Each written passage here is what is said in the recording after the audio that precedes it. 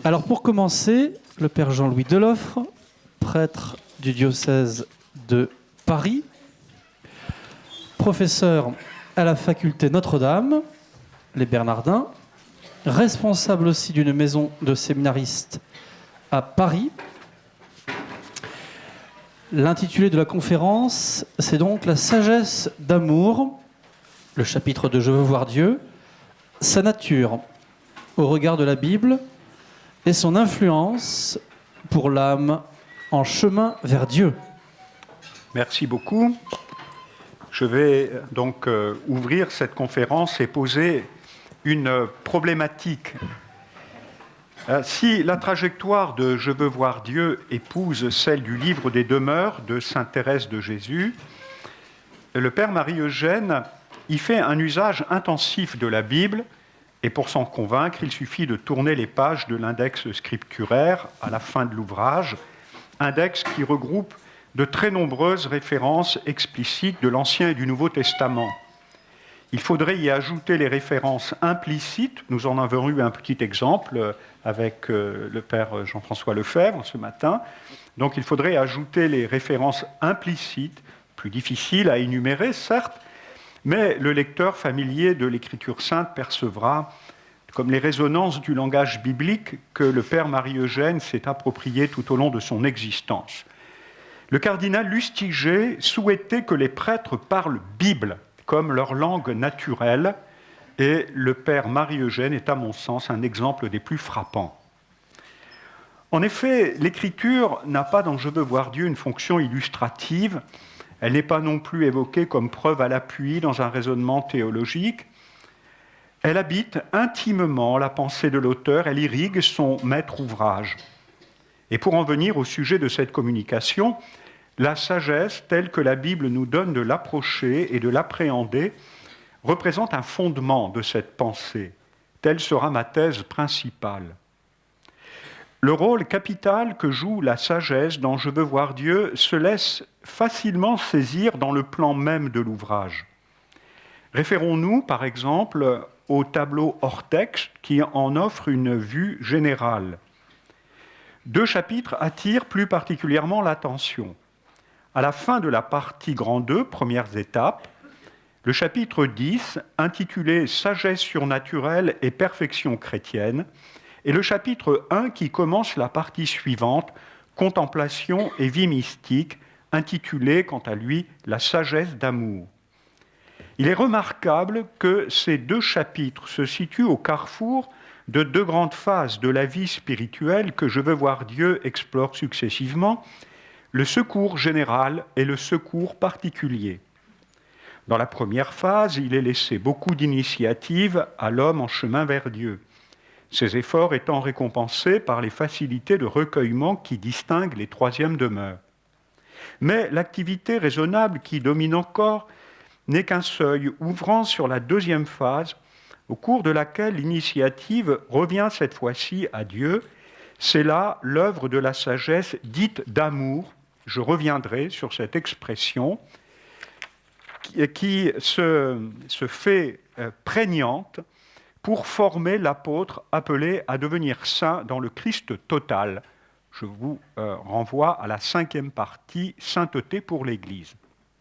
Les titres des chapitres traduisent donc le rôle stratégique de la sagesse, dont la présence et l'action caractérisent la partie la plus ample de Je veux voir Dieu, qui regroupe les parties 3 à 5, ce qui représente à peu près 70% de la totalité du livre, c'est dire le passage obligé par ce vaste thème biblique. Un regard sur le terme sagesse dans la table analytique vient conforter cette première approche. On y trouve en effet de très nombreuses entrées qui se rapportent d'abord à la nature de la sagesse, puis plus largement encore à son action, et enfin à la réponse de l'âme à sa sollicitation.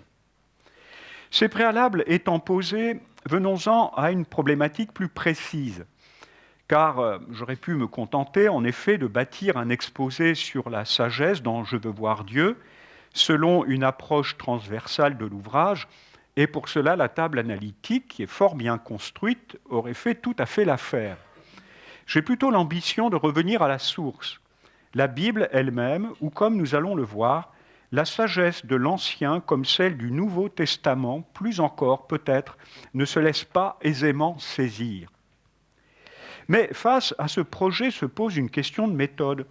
Le père Marie-Eugène ne mobiliserait-il pas la thématique de la sagesse à travers le prisme de grands mystiques ou théologiens, en particulier de saint Jean de la Croix, ou encore de tel ou tel commentateur de l'Écriture? Il me semble que, sans négliger nullement d'éventuelles sources d'inspiration, et une étude plus approfondie serait nécessaire, il me semble que l'exploitation des données bibliques dans Je veux voir Dieu est le plus souvent de première main. À mon sens, le père Marie-Eugène, en tant que fin connaisseur de l'Écriture, a progressivement élaboré une théologie biblique originale, mettant en jeu la sagesse, et ceci de longue date.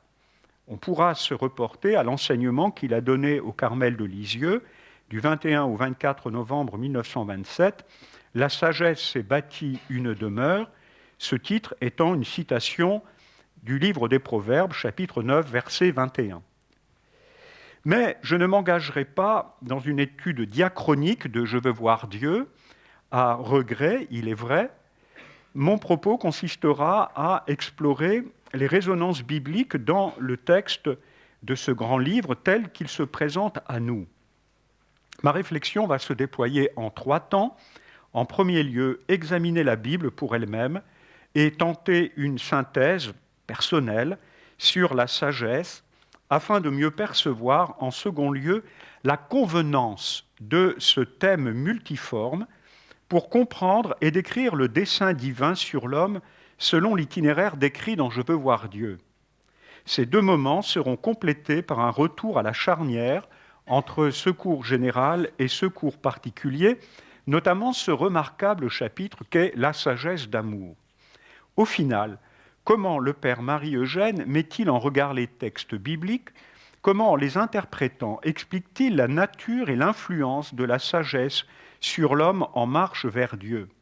Alors le mot « influence » paraîtra peut-être un peu faible, puisque la sagesse cherche à soumettre l'âme à son emprise totale. Je propose d'entendre ce terme dans son sens étymologique, influere, couler dans, et ceci dans le contexte de Je veux voir Dieu jusqu'à l'inondation. C'est en effet à la perfection de l'amour pour Dieu et pour les âmes que convie l'entraînante et transformante sagesse d'amour. Alors, mon deuxième point, je vous propose un panorama de la sagesse biblique dans l'un et l'autre testament. Avant d'aborder l'Ancien Testament, il convient de situer la réflexion sapientielle d'Israël dans le concert des sagesses qui étaient véhiculées dans les temps bibliques. Il est clair qu'Israël n'a pas le monopole de la sagesse. Si, en première approximation, la sagesse vue du côté de l'homme peut être définie comme un art de vivre et un chemin vers le bonheur, comment tout homme, tout fils d'Adam ne serait-il pas concerné? Le sage est celui qui acquiert une capacité à conduire droitement son existence dans le tissu complexe des relations et au gré de circonstances toujours changeantes. Il s'agit là d'une aspiration humaine qui est de tous les temps et de tous les lieux. La sagesse des peuples est avant tout pragmatique. Elle s'enracine dans le savoir-faire de l'agriculteur et de l'artisan, dans l'expérience des époux et des parents, du chef et de ses conseillers, ainsi que dans la pratique religieuse réfléchie.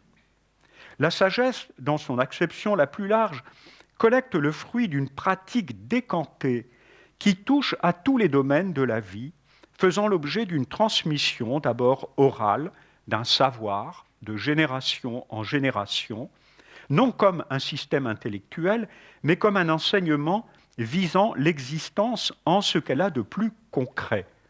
La sagesse va de la pratique à la pratique. C'est pourquoi, chez les sages, la relation de maître à disciple est fondamentale. « Écoute, mon fils, les leçons de ton père, ne néglige pas l'enseignement de ta mère, clame en ouverture le livre des Proverbes, chapitre 1, verset 8. Entrer en sagesse, c'est d'abord écouter, se laisser instruire et corriger. Et c'est à ce prix que s'affermit l'intelligence et se clarifie la capacité au discernement.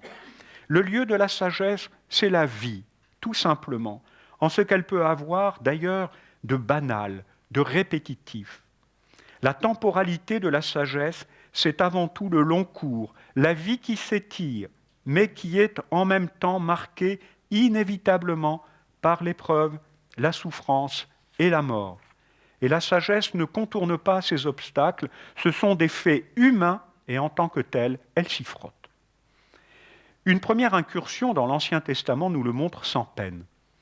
Parmi les grands livres de sagesse rangés selon la division tripartite de la Bible hébraïque, donc dans les Ketuvim, les écrits qui succèdent à la Torah et aux prophètes, nous trouvons Proverbes, Job et Qoéleth. Quel contraste entre Proverbes, pour qui se mettre à l'écoute de la sagesse assure l'accès à l'arbre de vie, chapitre 3, verset 18, et le livre de Job, où le juste éprouvé, selon lui injustement, étend sa plainte amère à longueur de chapitre. Et que dire encore si l'on se tourne vers le livre de Qoéleth, où la réflexion à première vue désabusée de l'auteur se confronte à un horizon borné par la mort. En fait, ces livres se complètent et se corrigent mutuellement, car l'ambition de la sagesse, c'est de parcourir les vastes étendues de la destinée humaine, ceci en enjambant les pièges de l'illusion et en se défiant des constructions idéologiques rassurantes. Dans ces livres, la vision n'est pas qu'à hauteur d'homme, loin s'en faut. Dieu y est bien présent, ainsi comme celui qu'il faut craindre dans le livre des Proverbes, dont la présence bienveillante se mue en hostilité pour être enfin accueillie dans sa réalité. C'est le livre de Job. Ou encore dont la transcendance relative l'activité de l'homme établie sous le soleil, Qoéleth. Bien plus largement, c'est le visage du Dieu créateur qui surplombe ces écrits de sagesse. La sagesse ne se réduit pas à un précipité de l'expérience humaine. C'est pourquoi une réflexion plurielle sur sa nature et son action vient étayer la conviction selon laquelle la sagesse vient de Dieu qui seul est sage. Cette réflexion se cristallise dans les grands poèmes de la sagesse tels que Proverbes 8, 22, 31, notre première lecture de la messe, et Siracide 24, où s'exprime à la première personne la sagesse personnifiée, ou encore dans le livre de la sagesse, chapitre 7, verset 22, jusqu'au chapitre 8, verset 1. Surgissent à la lecture de ces textes des questions de fond. Quelles sont les intentions du Dieu créateur ?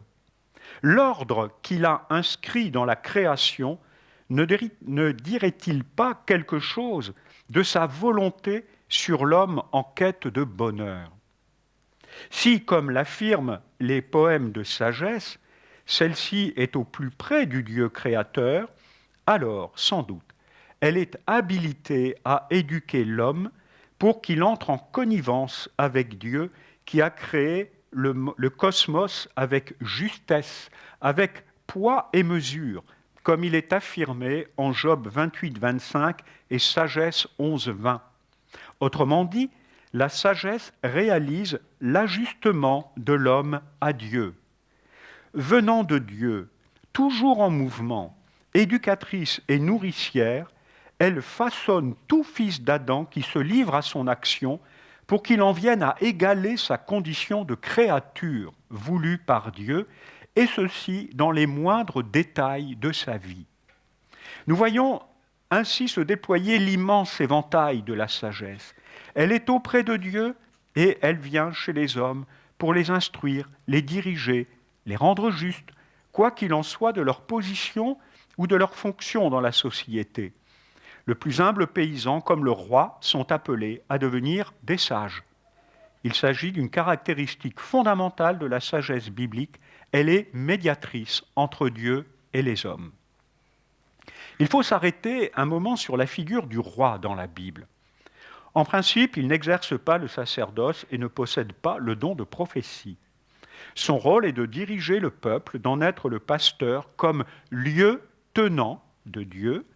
Il se doit d'être un médiateur visible entre Dieu et son peuple. Il lui faut posséder l'art du discernement, afin de choisir les bons moyens pour gouverner avec justice et assurer la paix à son royaume.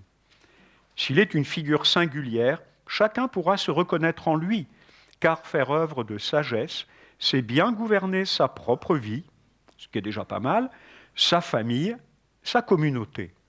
C'est pourquoi le comportement du roi est paradigmatique. L'exemple type du roi sage est Salomon, qui a demandé à Dieu un cœur qui écoute pour gouverner son peuple. Premier livre des rois, chapitre 3, verset 9. Dans la Bible, le cœur est le siège de l'intelligence spirituelle, le lieu du discernement et de la délibération. Un roi sage assurera à son peuple prestige et bonheur. Un roi fou, alors attention, l'antonyme n'est pas à entendre au sens pathologique du terme, mais au sens de celui qui est privé de sagesse, un roi fou conduira le peuple dans le chaos. Par l'exercice brillant de sa sagesse, Salomon représente en sa personne une sorte d'alliance entre Israël et les nations, ce qu'il complète par l'ampleur des relations commerciales qu'il institue avec les autres peuples et ses mariages diplomatiques avec des filles de rois étrangers. Mais à la fin de sa vie, il fléchit. L'échec de la sagesse royale est patent. Son fils Roboam, décrit par Ben Sirac comme le plus fou du peuple, chapitre 47, verset 23, conduira à la division du royaume. Au fond, ce qui fait un bon roi, c'est la sagesse et rien d'autre. Faut-il encore que cette sagesse ne cesse d'être renouvelée par les canaux de la grâce divine. Sans la sagesse d'en haut, la sagesse d'en bas, la sagesse humaine dépérit. La sagesse de l'Ancien Testament est essentiellement de création, a-t-il été dit, mais du fils d'Adam, il nous faut passer au fils d'Israël, dont l'existence historique est marquée du sceau de l'alliance. En son cœur résonne le Shema Israël, qui lui intime d'aimer sans réserve ce Dieu qu'il a fait sortir du pays d'Égypte avec ses pères et lui a donné une terre conformément aux promesses faites aux patriarches. Nous rejoignons ainsi le vaste champ d'une histoire informée par l'élection et donc au destin singulier d'un peuple néanmoins interpellé par la sagesse qui, par nature, est universelle. Alors les sages se sont penchés sur ce croisement entre le particulier d'Israël et l'universel de la sagesse. Et leurs réponses sont multiples. Pour Ben Sirac, la sagesse qui vient d'auprès de Dieu et qui couvre toute la terre se concentre en Israël, d'où elle étend ses pampres gracieux, Siracide 24, sa meilleure expression étant la Torah. Donc, chapitre 24, verset 23. Pour Baruch, l'infidélité même d'Israël au Dieu de l'Alliance est à ressaisir dans une réflexion sapientielle. L'exil a été la conséquence de l'éloignement du peuple de la source de la sagesse à laquelle il faut revenir par la pratique de la Torah. Là encore, comme dans le livre du Siracide, il s'agit de Baruch 3.9, 4.4. Le livre de la sagesse, quant à lui, offre un autre regard, puisque la sagesse dite explicitement salvatrice, en Sagesse 9, 18, œuvre dans l'histoire revisitée d'Adam à la sortie du pays d'Égypte. Ce sont les chapitres 10 à 19 de ce grand livre, y révélant la face d'un Dieu clément qui, en ses jugements, reste attentif à toutes ses créatures, les justes comme les impies. Ainsi donc, la sagesse unit deux grandes réalités, la création et l'histoire. Elle est une instance qui actualise les lois inscrites par Dieu dans la création, tout en acheminant l'homme dans l'histoire du salut conformément à sa vocation. Dans l'Ancien Testament, la condition de créature se conjugue avec la destinée historique d'Israël d'abord, des nations ensuite, qui sont en attente de rédemption. Alors ce premier parcours, très dense, je le reconnais, dans l'Ancien Testament, fait percevoir l'ampleur de l'action de la sagesse. Du plus concret de la vie de l'homme aux hauteurs célestes, elle habite l'espace et le temps de la création, assurant la médiation entre Dieu créateur et rédempteur d'une part et la créature, objet du salut, d'autre part. Ainsi, nous pouvons passer au Nouveau Testament. Pour ce qu'il en est de la sagesse, la difficulté, c'est que nous en perdons, pour ainsi dire, la trace. Dans les écrits néo-testamentaires, le vocabulaire de sagesse est toujours présent en quelques touches disséminées, mais la saisie, l'identification de la sagesse est un problème complexe. Dans une contribution à un congrès biblique en 1993, congrès consacré à la sagesse biblique, Jean-Noël Aletti a soulevé la question suivante. Pourquoi le Nouveau Testament n'a-t-il pas explicitement affirmé que Jésus-Christ est la sagesse éternelle de Dieu, alors que les pères de l'Église et d'autres théologiens l'ont dit sans hésitation? Pour Jean-Noël Aletti, il faut aller à la racine des silences. Une brève approche par le prologue de l'Évangile selon saint Jean et d'une hymne paulinienne, l'hymne aux Colossiens, amorcera la discussion. Le prologue du 4e évangile montre des affinités avec la littérature sapientielle de l'Ancien Testament et tout particulièrement Siracide 24. Les trajectoires du logos johannique et la sagesse personnifiée chez Ben Sirac sont similaires. La proximité de Dieu à l'origine, la saisie de l'univers entier, la descente et la concentration en Israël en vue d'une expansion ultérieure. Mais d'emblée, saint Jean affirme que le Logos était Dieu, ce que l'Ancien Testament n'a jamais aussi explicitement avancé au sujet de la sagesse. Nous ne sommes donc pas dans l'ordre d'une identification entre Logos et sagesse vétérotestamentaire, mais bien plutôt d'un débordement des données vétérotestamentaires, d'un surcroît de révélation. Dans l'Ancien Testament, la sagesse, pourrait-on dire, comme instance médiatrice entre Dieu et les hommes, prépare le chemin du Logos qui se fait chair et plante sa tente parmi nous. Autre exemple, l'hymne aux Colossiens. Donc c'est Colossiens 1, 12, 20. Là encore, la médiation créatrice et rédemptrice du Christ n'est pas sans rappeler la position de la sagesse auprès de Dieu antérieurement à la création, comme en Proverbe 8, 22 ou Sagesse 7, 21, 26. Mais l'Ancien Testament n'a jamais avancé que la création avait été faite pour la sagesse, comme Paul l'atteste au sujet du Christ. Tout a été créé par lui et pour lui, et il est lui par devant tout, tout étant maintenu en lui. Dans Colossiens 1, 16, 17. Alors que la sagesse de l'Ancien Testament est subordonnée à Dieu, qu'elle est en quelque sorte sa messagère et l'agent de ses œuvres de justice et de salut sur la terre, le Christ, selon saint Paul, possède un rang éminemment supérieur, puisque, en tant que Fils, il est à l'origine du tout créé et en est le destinataire. Un texte du corpus paulinien semble cependant prêter le flanc. Il s'agit de la première lettre aux Corinthiens, donc chapitre 1, verset 17 à 2,16. En 1,25, nous lisons en effet « Il est Christ, puissance de Dieu et sagesse de Dieu ». Alors l'identification du Christ et de la sagesse semble donc s'imposer. Cependant, une exégèse de l'ensemble du texte montre que tel n'est pas l'objectif de l'affirmation de Paul. Il rappelle aux Corinthiens qu'il leur a fait connaître un Messie crucifié et que la parole prêchée a fait son effet dans une communauté de gens méprisés aux yeux des sages de ce monde, ce qui est une démonstration, dit-il, d'esprit et de puissance en 2,4.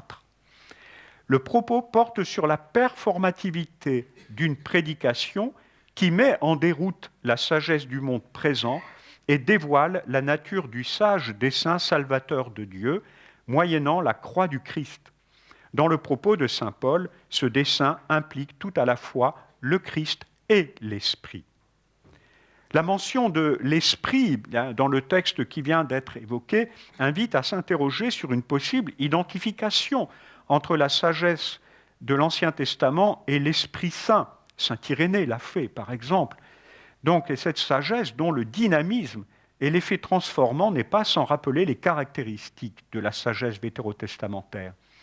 Sans entrer dans les détails, il n'y a pas, à ma connaissance, de texte qui permettrait d'aller dans le sens d'une identification formelle. En guise de conclusion pour cette partie, disons que ce n'est pas parce que la sagesse de l'Ancien Testament est personnifiée qu'elle est une personne divine. Ses prérogatives sont attribuées dans le Nouveau Testament au Christ et à l'Esprit, selon une logique de dépassement, de surabondance. Si le Nouveau Testament parle encore de sagesse, c'est comme dans l'Ancien Testament pour qualifier le dessein de Dieu qui touche la création tout entière et oriente l'histoire des hommes.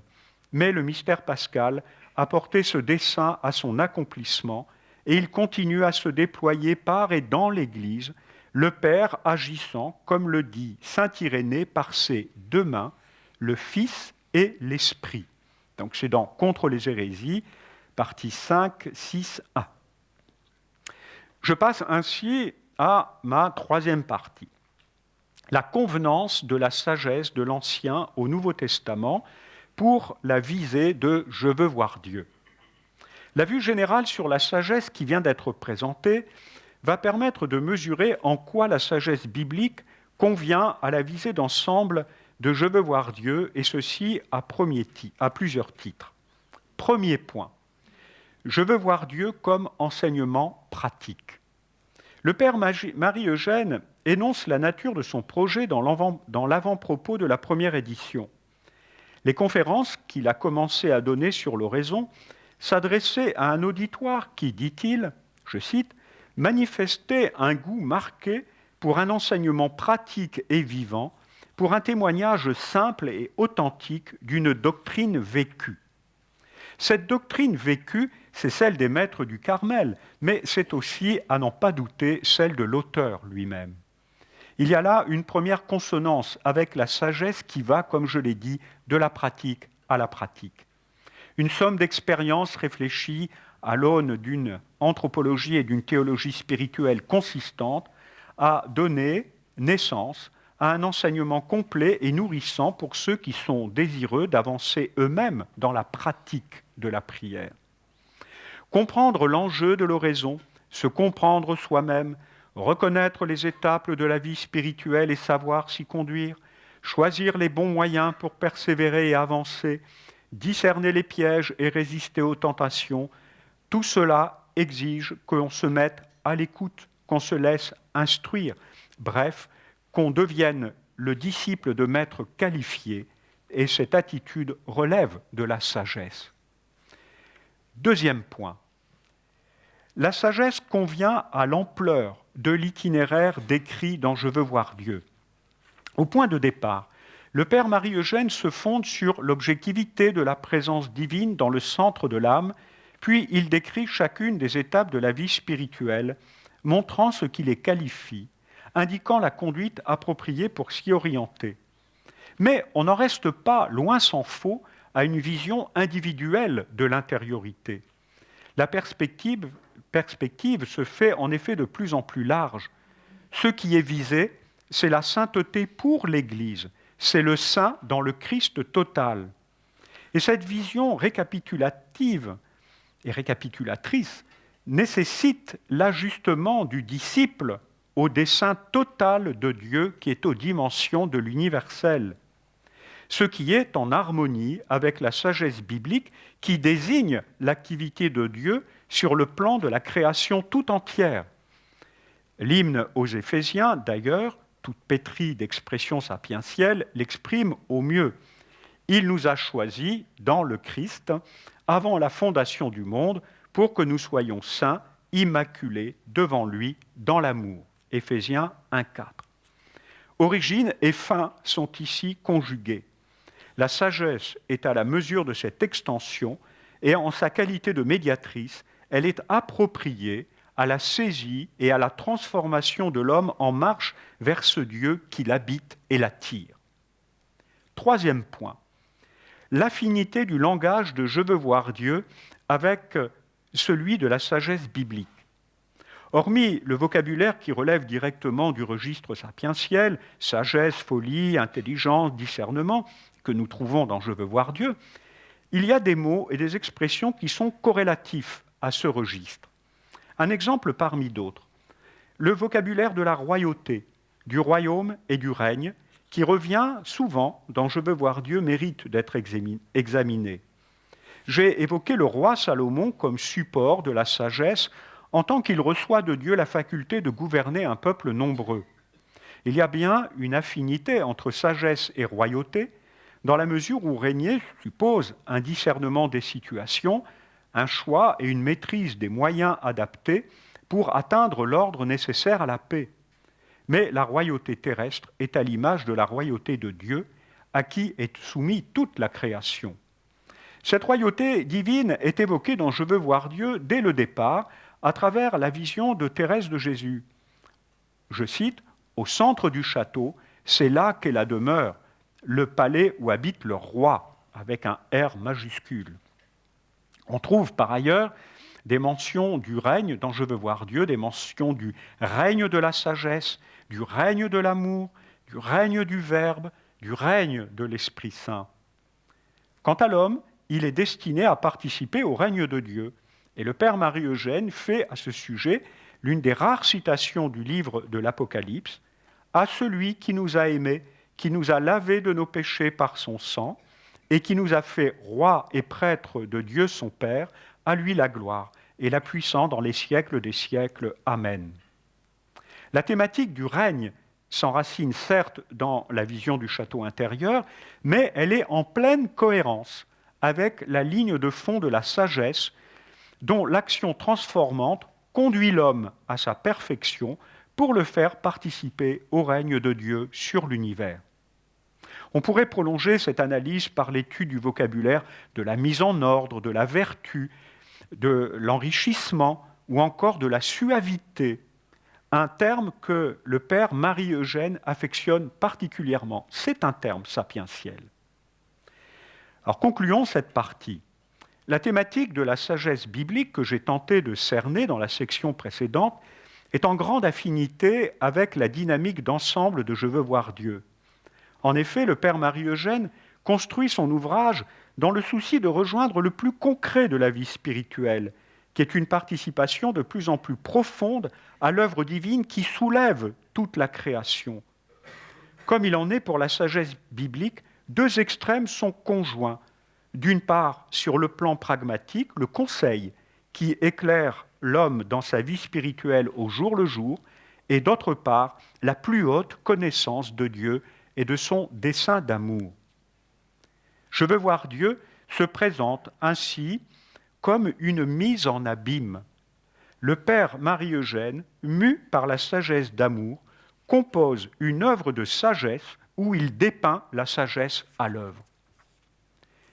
J'en arrive maintenant à la quatrième partie. Retour sur la charnière entre secours général et secours particulier, la sagesse d'amour.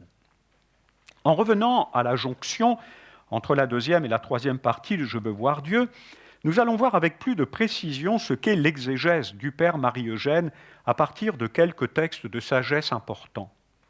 Un bref regard tout d'abord sur le chapitre « Sagesse surnaturelle et perfection chrétienne » qui conclut donc la deuxième partie de « Je veux voir Dieu ». Dans ce chapitre, on se situe dans les troisièmes demeures de l'itinéraire thérésien. La raison est encore très maîtresse d'elle-même, alors que la perspective, c'est la folie de la croix. À ce sujet, le Père Marie-Eugène cite longuement le texte de saint Paul dans la première lettre aux Corinthiens qui a été évoqué plus haut, 1 Corinthiens 1, 17, 2, 5. Énonçant ensuite 3 ordres de sagesse, la loi morale naturelle, la connaissance par révélation de la fin surnaturelle de l'homme et l'exercice des vertus théologales en vue de la perfection, il identifie la sagesse caractéristique des 3e demeures. Ce n'est certes pas la sagesse du monde dénoncée par saint Paul, mais dans les 3e demeures, on en reste en fait au 2e ordre de la sagesse, la raison étant la mesure de l'activité des vertus qui demeurent de ce fait imparfaites. Comme le dit le père Marie-Eugène, je cite, « Le bel ordre extérieur », attendez le mot « ordre », c'est un mot qui relève du registre sapientiel, le bel ordre extérieur et la vertu surnaturelle que la raison éclaire et inspire ne sont point la perfection. Il faut l'amour qui fait délirer la raison et la soumet à la lumière et à l'emprise de l'Esprit Saint. Nous passons ainsi à la grande phase du secours particulier avec le chapitre « La sagesse d'amour » qui inaugure la 3e partie « Contemplation et vie mystique ». Arrêtons-nous tout d'abord sur l'expression « sagesse d'amour ». Elle n'est pas scripturaire. On ne la trouve pas non plus telle qu'elle chez saint Jean de la Croix, où l'association des termes sagesse et amour est pourtant assez courante. Le père Marie-Eugène explique, donc c'est à la page 297, ancienne édition de Je veux voir Dieu, que c'est le Nouveau Testament qui suggère cette expression, car toutes les œuvres de la sagesse y sont inspirées par l'amour.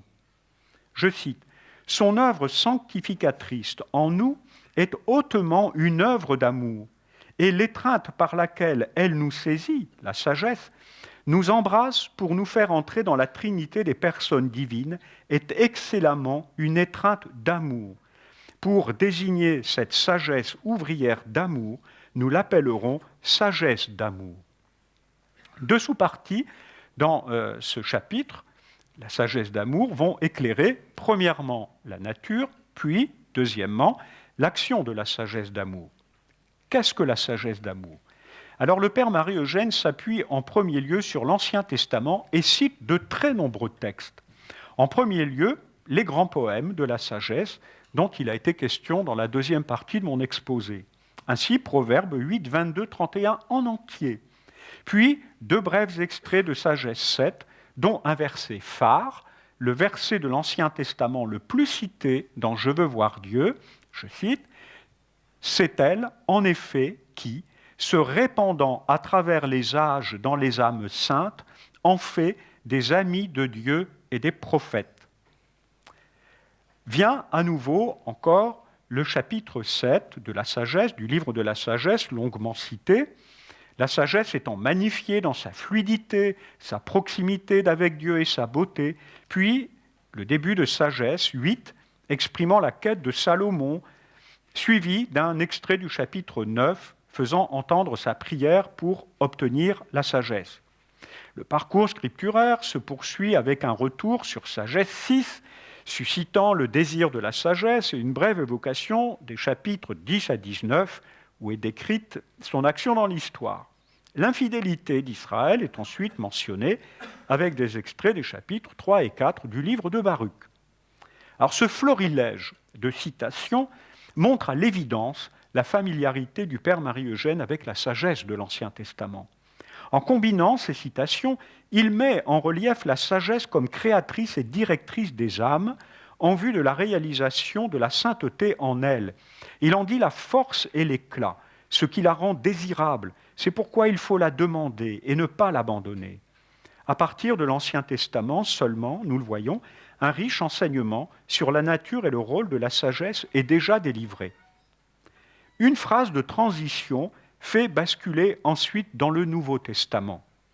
Je cite, « Cette sagesse de la loi ancienne est entrée dans l'économie de la loi nouvelle. Elle a pris possession de l'Église et des âmes, et elle y continue son action bienfaisante. » Un peu plus loin, le père Marie-Eugène affirme audacieusement, je cite, « La sagesse d'amour unit l'Ancien et le Nouveau Testament. C'est le nom divin qui exprime toute l'œuvre réalisée par Dieu dans l'homme et pour l'homme depuis le début de la création jusqu'à la fin des temps. Cette insistance sur la continuité entre les deux testaments par le biais de la sagesse est remarquable, tout comme est originale la désignation de la sagesse comme nom divin. Il s'agit de Dieu en tant qu'il peut être connu et invoqué, mais pas uniquement selon une conception ontologique, puisque le nom de Dieu dit aussi son action.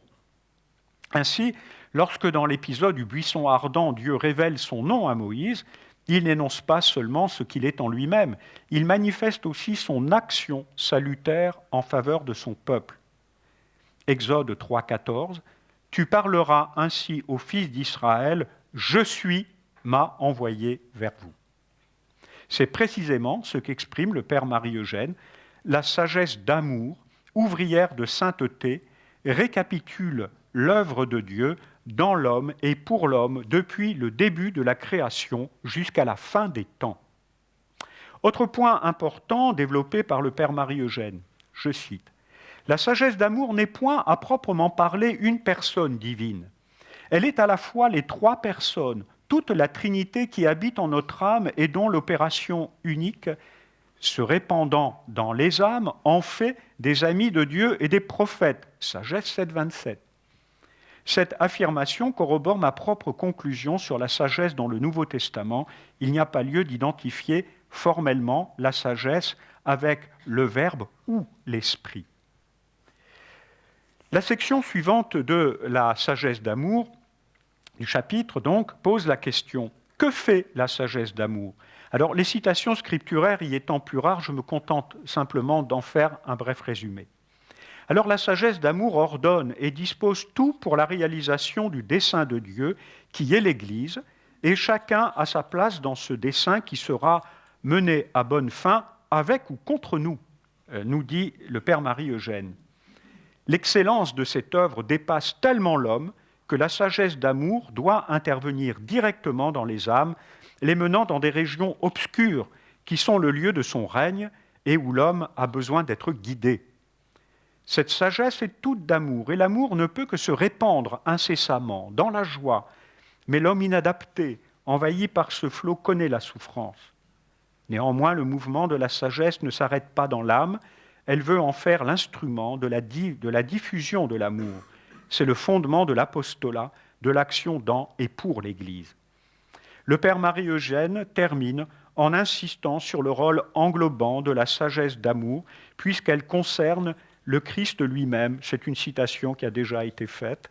Je cite donc, « Le chef-d'œuvre de cette sagesse d'amour était incontestablement l'humanité sainte du Christ, l'incarnation, le calvaire, l'Eucharistie, tels sont les plus beaux triomphes de la sagesse d'amour.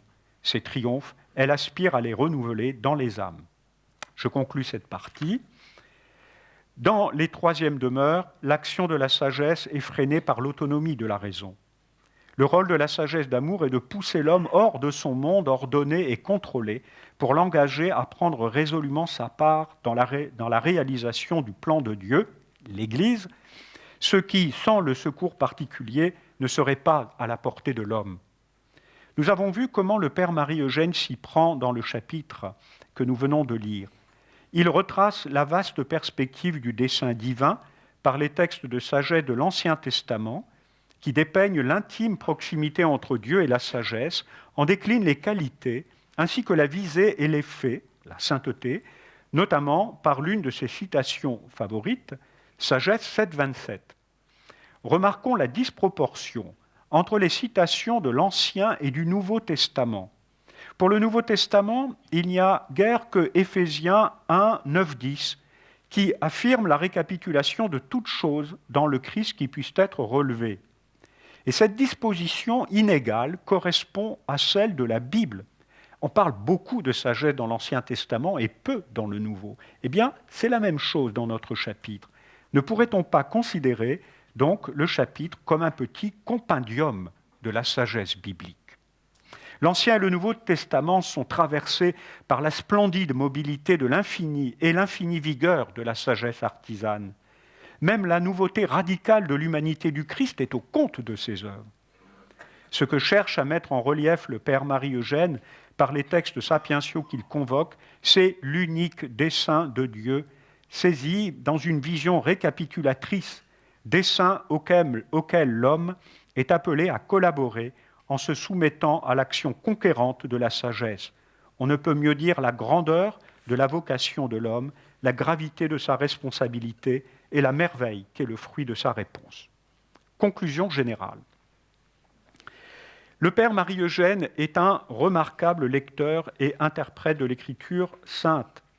En choisissant la sagesse biblique comme axe majeur de son enseignement, il manifeste une maîtrise, et je dirais même une certaine virtuosité sur un thème biblique particulièrement ardu. À l'époque où le père Marie-Eugène écrivait, les textes sapientiaux n'étaient pas aussi connus que de nos jours. Dans l'histoire de l'exégèse, depuis le milieu du XIXe siècle, les livres de sagesse ne tenaient pas une grande place. Alors, les choses ont changé. La recherche exégétique actuelle s'attelle à l'étude de ces livres de sagesse, et une tendance qui se dégage, c'est de voir la sagesse comme une nappe de fond, tout au moins pour le corpus vétérotestamentaire. Ce qui rejoint d'ailleurs la vision récapitulatrice du père Marie-Eugène, et cette vision est bien plus qu'une intuition, comme le montre la mise en œuvre de nombreux textes qu'il choisit et articule pour en faire le cœur de son enseignement. Mais le père Marie-Eugène n'est pas non plus un exégète de profession. S'il lit et interprète la Bible, c'est en tant que maître spirituel et en vue d'une application, la pratique de l'oraison, la conduite des hommes assoiffés de Dieu vers les sources pures de la sainteté et corrélativement vers l'apostolat le plus fécond. En ce sens, le père Marie-Eugène est un authentique théologien. Faisant sien l'adage consacré par la Constitution conciliaire Dei Verbum, selon lequel l'étude de l'Écriture sainte doit être comme l'âme de la théologie, il a conçu un enseignement pratique et vivant, une doctrine vécue qui est un monument de la théologie spirituelle et qui, comme tel, appartient au bien commun de l'Église. Merci.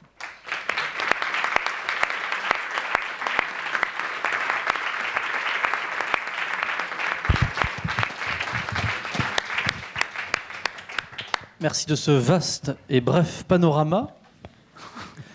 Nous prendrons quelques minutes de pause avant la conférence du Père Oudret pour en profiter pleinement.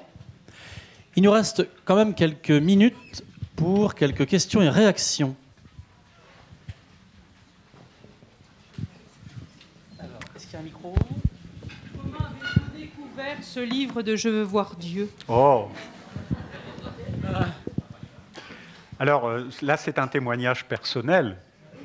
Eh bien, figurez-vous que c'est un bénédictin qui me l'a fait connaître, qui avait, alors il y a de ça presque 30 ans, dans une liste de livres, parce que j'avais soif de lecture à l'époque, hein, il y a le chapitre dans Je veux voir Dieu sur la lecture, et parmi ça, il y avait Je veux voir Dieu.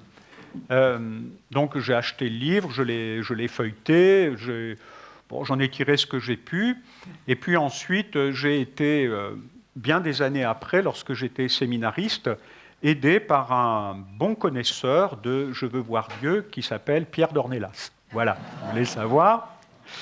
Et je n'ai jamais cessé de lire Je veux voir Dieu. Mais voyez néanmoins, ce chapitre sur la sagesse d'amour avait toujours un peu attiré mon attention. Alors, il s'avère que j'enseigne la sagesse dans ma faculté de théologie. C'est un sujet difficile, c'est un sujet très difficile. Moi, j'ai mis 15 ans pour m'y retrouver, à peu près, et en ayant reçu un enseignement sérieux pendant ma théologie, etc., etc. Et puis, il n'y a rien à faire. Je trouvais que ce chapitre sur la sagesse d'amour correspondait bien, au fond, au mouvement des données bibliques. Voyez, quand je parle de compendium, je crois qu'il y a effectivement là un petit compendium de ce qu'est la sagesse biblique. Il y a, chez le père Marie-Eugène, une connaissance de ces textes qui n'est vraiment pas commune. voyez, l'affirmation selon laquelle c'est la sagesse qui unit l'Ancien et le Nouveau Testament, mais il faut se rendre compte de la portée de cette affirmation. Mais c'est considérable. On retrouve une idée, une pensée comme celle-là, mais évidemment dans un univers très complexifié aussi, chez Paul Beauchamp. Et l'une de mes ambitions à l'avenir, c'est d'essayer de faire un rapprochement justement entre la pensée du père Marie-Eugène et puis l'exégèse du père Beauchamp qui intervient beaucoup plus tard. Mais ce qui m'a toujours stupéfié, c'est le fait qu'à l'époque où il écrit, comme je dis, il n'y a pas vraiment d'exégèse sur ces livres. Je vais vous donner un exemple. On connaît la fameuse théologie de l'Ancien Testament de Gerhard von Rath. Eh bien, Gerhard von Rath, quand il a écrit cette théologie de l'Ancien Testament, lui a fait remarquer qu'il n'avait pas parlé de la sagesse. Et c'est pour cela qu'il a fait un autre petit livre qui s'appelle La sagesse d'Israël, qui est tout à fait remarquable. Mais c'est quelque chose qui n'habitait pas les théologiens. Alors comment est-ce que le père Marie-Eugène a mis ça au cœur de Je veux voir Dieu? Moi, une autre ambition, si vous voulez, ça serait vraiment de faire une étude diachronique. C'est-à-dire, ça fait longtemps que j'en ai parlé à mes frères, amis de l'Institut, mais ça serait vraiment d'aller voir comment il a cristallisé sa pensée autour de la sagesse. C'est parce que la synthèse qu'il fait est tout à fait remarquable. Et elle est mise au service d'un dessin pratique. J'ai bien insisté là-dessus. Il y a une application, ce n'est pas de la théologie spirituelle en chambre, c'est vraiment quelque chose qui débouche sur un enseignement concret. Alors, il aurait fallu que je complète, par exemple, aussi avec le chapitre sur les dons du Saint-Esprit, parce que c'est corrélatif entre sagesse d'amour, il faut lire le chapitre suivant. Mais vous voyez, après la conduite de l'âme dans les différentes demeures, de la 4e là, jusqu'à la fin, on va trouver des conseils pratiques. Donc il va y avoir toujours ce souci chez le père Marie-Eugène de donner un enseignement pratique, d'aller au concret. C'est une attitude profondément sapientielle. Et donc il y a chez lui la plus haute connaissance théologique, si l'on peut dire, et puis en même temps ce souci de guider les âmes. Ça, c'est tout à fait remarquable. Et ça fait, à mon avis, à mon humble avis, de Je veux voir Dieu, une œuvre vraiment tout à fait unique. Je ne sais pas si on a le temps. C'est par rapport au silence du Nouveau Testament sur la sagesse. Est-ce que quand même il n'y a pas quelque chose avec toutes les paroles de sagesse de Jésus? Pensons au sermon sur la montagne, il y a plein. Donc du côté du Christ, et qui du coup manifeste quelque chose de Jésus comme le sage par excellence. Et puis d'autre part, du côté de l'Esprit Saint, le rôle de l'Esprit Saint dans les actes des apôtres, surtout dans la 2e partie. Je ne sais pas. Alors du coup, est-ce qu'on ne peut pas équilibrer cette idée d'un silence dans le Nouveau Testament par rapport à la sagesse par tous ces lieux où la sagesse ne s'exprime? Il n'est pas dit clairement que c'est la sagesse, voilà, je suis d'accord. Voilà. Mais est-ce qu'on n'y retrouve pas tous les attributs l'accomplissement plutôt des attributs de la sagesse dans l'Ancien Testament? Tout à fait. La problématique qu'a soulevée Jean-Anel Aletti, c'est sur la question de l'identification formelle. C'est-à-dire dans le Nouveau Testament, Jésus ne dit pas « je suis la sagesse venue de Dieu ». Il dit des tas de choses. Dans l'évangile de Saint Jean, par exemple, il dit « je suis la lumière, je suis le pain de vie, je suis ». Donc on peut suivre toute la série. Il ne dit jamais « je suis la sagesse ». C'est quand même tout à fait étonnant. Alors, après, que Jésus soit un maître de sagesse, c'est tout à fait clair. Tu prenais les béatitudes, bien sûr, heureux. Heureux, c'est une expression sapientielle par excellence. Dans les heureux de l'Ancien Testament et les heureux du Nouveau Testament se complètent parfaitement. Mais il est maître de sagesse, il est le sage par excellence. C'est tout à fait clair. Mais peut-on dire pour autant que Jésus est la sagesse dont parle l'Ancien Testament? On voit que le père Marie-Eugène englobe l'humanité du Christ à l'intérieur de l'œuvre de la sagesse. C'est tout à fait remarquable ce qu'il dit, le chef-d'œuvre de la sagesse. Je trouve que c'est très audacieux, c'est très très audacieux. C'est-à-dire, la sagesse, hein, c'est vraiment la totalité du dessein de Dieu, vous voyez, qui soulève la création pour la mener à lui, et cela, le Père le fait avec ses deux mains. Mais effectivement, du côté de l'esprit, on pourrait aussi trouver un certain nombre de données qui correspondent aux prérogatives de la sagesse, c'est clair. Hein. Mais le piège, à mon avis, c'est de dire que c'est l'un ou l'autre.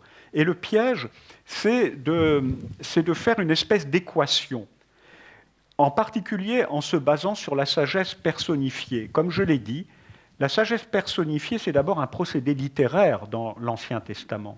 Ce n'est pas parce que la sagesse dit « je » qu'elle est automatiquement à identifier avec le verbe ou l'esprit. Et d'ailleurs, je ferai remarquer que dans l'économie du Nouveau Testament, Jésus est en corrélation, c'est peu dire, mais est en communion directe avec l'esprit. Donc il faut réfléchir Jésus et l'esprit. Jésus, et les textes sont nombreux. Hein. On a le baptême, on a la tentation au désert. Dans l'évangile de Saint Luc, Jésus tressaillit sous l'action de l'Esprit, « Je te bénis, Père », etc. Hein, donc, je crois qu'il faut réfléchir sur ces deux angles-là, à la fois, et éviter de faire une identification sous forme d'équation. Et ça nous permet, je crois, d'aller un peu plus, de lire les textes un peu plus dans la nuance. François. Alors, est-ce qu'il n'y a pas un autre axe qui pourrait ouvrir encore une autre réflexion? C'est les appropriations qui sont faites et qui sont, me semble-t-il, assez fréquentes chez le Père Marie-Eugène, puisque, surtout vers la fin de sa vie, il disait de l'Esprit Saint ce qu'il disait beaucoup à une autre époque antérieure.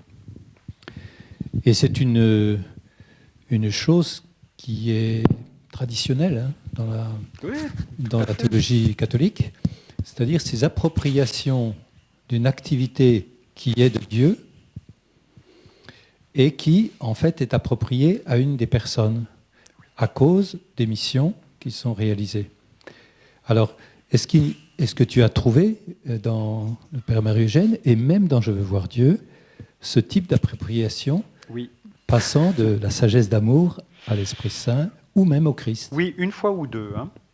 Une fois ou deux, notamment une fois, je crois, avec le Verbe. Mais c'est très clair ce qu'il dit quand même dans le chapitre sur la sagesse d'amour. Il dit non, ce n'est pas une personne. Hein. Il parle de nom divin. Alors, c'est quand même très, très intéressant. Mais je pense qu'il faudrait vraiment faire l'étude diachronique. Parce que dans l'enseignement qu'il donne en 1927, là, il y a une identification très claire. Il dit la sagesse, c'est le Verbe.